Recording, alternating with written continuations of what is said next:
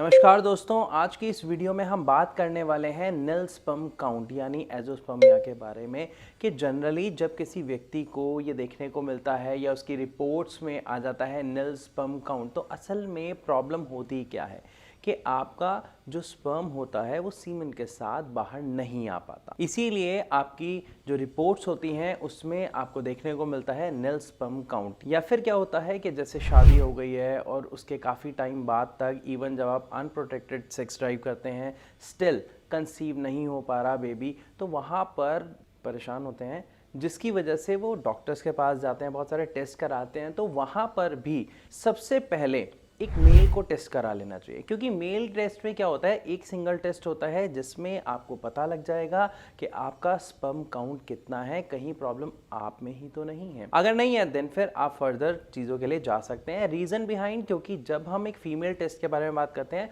तो उनमें टेस्ट बहुत सारे होते हैं, चेकअप्स बहुत सारे होते हैं, टाइम कंज्यूमिंग प्रोसेस होता है, और अगर सब कुछ ठीक आता है तो एंड में जनरली हम बॉयज़ टेस्ट कराते हैं। तो कोशिश करें पहले टेस्ट करा ले ताकि ये चीज़ क्लियर हो जाए। तो अब बात करते हैं कि एजोस्पर्मिया जो निल स्पर्म काउंट की जो प्रॉब्लम है उसको हम कैसे ठीक कर सकते हैं, उससे कैसे बाहर आ सकते हैं। क्योंकि अपना परिवार बढ़ाने की इच्छा हर किसी में होती है, एक वो गिफ्ट जो भगवान लगभग सबको देता है वो सब चाहते हैं कि हमें मिले, लेकिन जब तक प्रॉब्लम आपको एजोस्पर्मिया या फिर निल स्पर्म काउंट की है तो फर्टिलिटी पॉसिबल ही नहीं होती है, जिसकी वजह से आप ये गिफ्ट नहीं ले पाते हैं। तो आज हम बात करेंगे इस वीडियो में कि एजोस्पर्मिया से हम कैसे बाहर आ सकते हैं और आ भी सकते हैं या नहीं, और सबसे इम्पॉर्टेंट बात कि एजोस्पर्मिया असल में होते कितने टाइप का है।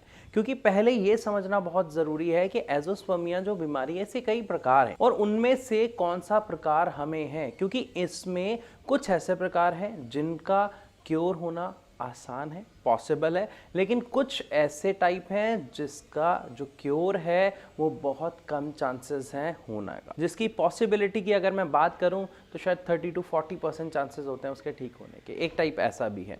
तो चलिए शुरू करते हैं वीडियो और जानते हैं एजोस्पर्मिया की समस्या के बारे में। जैसे कि हम सब जानते हैं कि एजोस्पर्मिया क्या है, निल स्पर्म काउंट, लेकिन अगर हम इसके प्रकार की बात करें, इसके टाइप्स की बात करें तो ये 3 टाइप का होता है। पहला होता है प्री टेस्टिकल एजोस्पर्मिया, दूसरा होता है टेस्टिकुलर एजोस्पर्मिया और तीसरा होता है पोस्ट टेस्टिकुलर। तो अब सबसे पहले जानते हैं प्री टेस्टिकुलर एजोस्पर्मिया की जो समस्या है वो होती क्या है। इस समस्या में हमें देखने को मिलता है जो हमारे टेस्टिस होते हैं उसमें जो स्पर्म फॉर्मेशन होती है, मतलब जो हार्मोन रिक्वायर्ड होता है स्पर्म के लिए, कहीं ना कहीं वो हार्मोन बन नहीं पा रहा होता है। स्पर्म का प्रोसेस, जो बनने का प्रोसेस है वो ठीक नहीं होता है, क्योंकि स्पर्म जो बनता है उसके लिए कौन सा हार्मोन रिक्वायर्ड होता है, वो है टेस्टोस्टेरोन। तो कहीं ना कहीं हमारी जो बॉडी है वो उसके कैपेबल नहीं हो पाती है कि वो required amount of sperm create कर पाए, जिसकी वजह से एजोस्पर्मिया की प्री टेस्टिकुलर एजोस्पर्मिया प्रॉब्लम देखने को मिलती है। लेकिन अगर हम बात करें इसकी क्योरेबिलिटी की कि ये क्योर होना पॉसिबल है या नहीं है, तो जी हाँ ये है। अब इसमें बहुत सारी चीज़ें ऐसी हैं जो आपको समझनी पड़ेंगी, या ये कहूँ 3 चीज़ें अगर आप करते हैं तो आप इस समस्या से बाहर आ सकते हैं, निजात पा सकते हैं। वो 3 चीज़ें कौन सी हैं? सबसे पहली चीज़ यस आपकी मेडिसिन, सेकेंड चीज़ आपकी exercise and third your diet.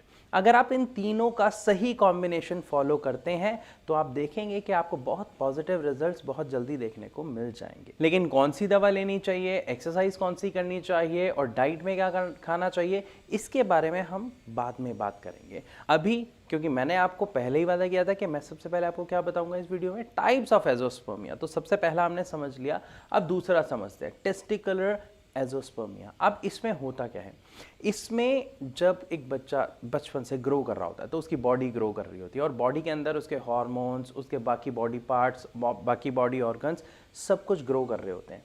लेकिन जब किसी मेल में टेस्टिस अच्छे से ग्रो नहीं कर पाते हैं, यानी आपके टेस्टिकल्स उसमें बन नहीं पाए, ग्रो नहीं हो पाए, और इवन अगर वो बने तो उसके जो फंक्शंस हैं वो प्रॉपर तरीके से स्टार्ट नहीं हो पाए, जिसकी वजह से आपको टेस्टिकुलर एजोस्पर्मिया देखने को मिलती है। लेकिन ये जो प्रॉब्लम है ये क्या होती है, ये नेचुरल है, मतलब आपको बर्थ से ही देखने को मिल जाती है। ये आपकी ग्रोथ में ही एक डिफेक्ट आ जाता है। रीजन बिहाइंड आपका जो डीएनए है उसमें कोई प्रॉब्लम आ गई जिसकी वजह से आपको ये प्रॉब्लम देखने को मिलती है। अब बात करते हैं कि इसकी क्योरेबिलिटी के कितने % चांसेस होते हैं, क्या ये क्योर हो सकता है या नहीं। तो अगर हम बात करते हैं टेस्टिकुलर एजोस्पर्मिया की, तो उसके ठीक होने के chances as compare to pre और पोस्ट टेस्टिकुलर एजोस्पर्मिया के बहुत कम होते हैं। तो टेस्टिकुलर एजोस्पर्मिया के जो ठीक होने के चांसेस होते हैं वो 30 to 40% ही होते हैं, वो भी अगर हम बात कर रहे हैं आयुर्वेदिक और होम्योपैथिक ट्रीटमेंट की,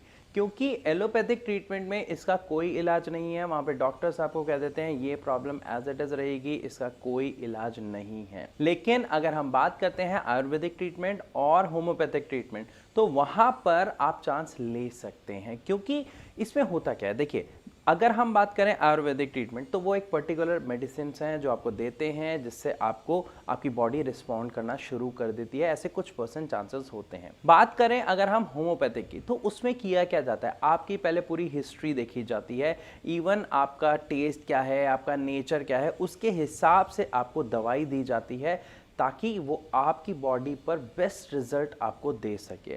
तो यहाँ पर चांस काफ़ी बढ़ जाते हैं होम्योपैथिक मेडिसिन लेने से आपके टेस्टिकुलर एजोस्पर्मिया के ठीक होने के। तो यहाँ पर हम एक बात कह सकते हैं कि देखिए जब तक हम कोशिश नहीं करेंगे तो हमें पता नहीं है क्या होगा या क्या नहीं। प्रॉब्लम से अभी भी आप जूझ रहे हैं, लेकिन अगर कोशिश करेंगे और इस 30-40% में अगर आपका चांस लग जाता है तो आपकी बीमारी एनी हाउ आपको छोड़ देगी और आप उससे निजात पा पाएंगे। तो अब बात करते हैं हम पोस्ट टेस्टिकुलर एजोस्पर्मिया के बारे में। इसमें समस्या क्या होती है कि आपका जो अंडकोश है वो प्रॉपर है, आपकी सारी फंक्शनिंग भी प्रॉपर है, आपकी बॉडी में जो स्पर्म है उसका प्रोसेस भी बिल्कुल ठीक चल रहा है, आपका जो हार्मोन है टेस्टोस्टेरोन इवन वो भी बिल्कुल सही रिक्वायर्ड अमाउंट में प्रोड्यूस हो रहा है। लेकिन फिर भी आपको प्रॉब्लम क्या आ रही है, आपका स्पर्म सीमन के साथ बाहर नहीं आ रहा। अब ऐसा होता क्यों है, जब सारे फंक्शन ठीक है तो सब कुछ ठीक होना चाहिए, लेकिन इसमें क्या होता है कि हमारी जो नसें होती हैं वो ब्लॉक हो जाती हैं, जहाँ से हमारा जो सीमन बाहर आता है वो रास्ता ब्लॉक हो जाता है, जिसकी वजह से इरेक्टाइल होने के बाद भी इजैकुलेट नहीं हो पाता है, जिसकी वजह से हमें पोस्ट टेस्टिकल एजोस्पर्मिया की समस्या देखने को मिलती है। तो यहाँ पे क्या है, ब्लॉकेज है। और ब्लॉकेज क्या शुरू से थी? नहीं, समय के साथ साथ ये प्रॉब्लम आई और कहीं ना कहीं ये हमारे लाइफस्टाइल, हमारी गलत हैबिट्स की वजह से आती है। हैबिट्स, आप मान लीजिए अगर आप दवाइयों का सेवन ज़्यादा कर रहे हैं तो कोई अगर आपको ड्रग मतलब कोई मेडिसिन अगर आपको रिएक्शन कर जाती है तो ये प्रॉब्लम देखने को मिलती है। इवन अगर आप बहुत ज़्यादा ड्रिंक करते हैं या बहुत ज़्यादा स्मोक करते हैं उसमें भी आपको पोस्ट टेस्टिकल एजोस्पर्मिया की प्रॉब्लम देखने को मिल जाती है। अगर हम बात करते हैं इसके ठीक होने की, तो इसके चांसेस भी बहुत ज़्यादा होते हैं ठीक होने की, बशर्ते आप सही मेडिसिन, सही एक्सरसाइज और सही डाइट फॉलो करते हैं तो।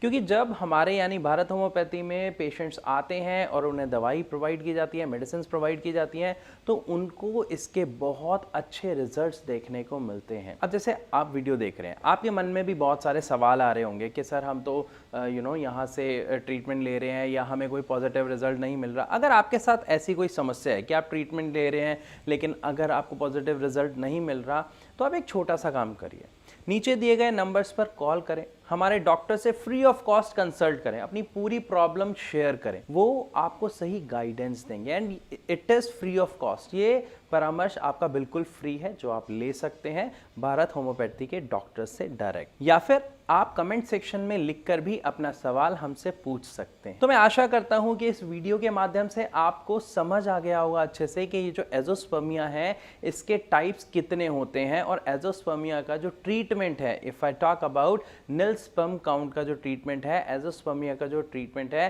वो पॉसिबल है या नहीं है। लेकिन फिर भी आपके मन में कोई सवाल या शंका है तो आप हमसे पूछ सकते हैं, हमारे डॉक्टर से बात कर सकते हैं। तो विदा लेना चाहूंगा आप सबसे और मिलूंगा अपनी अगली वीडियो में, तब तक के लिए नमस्कार।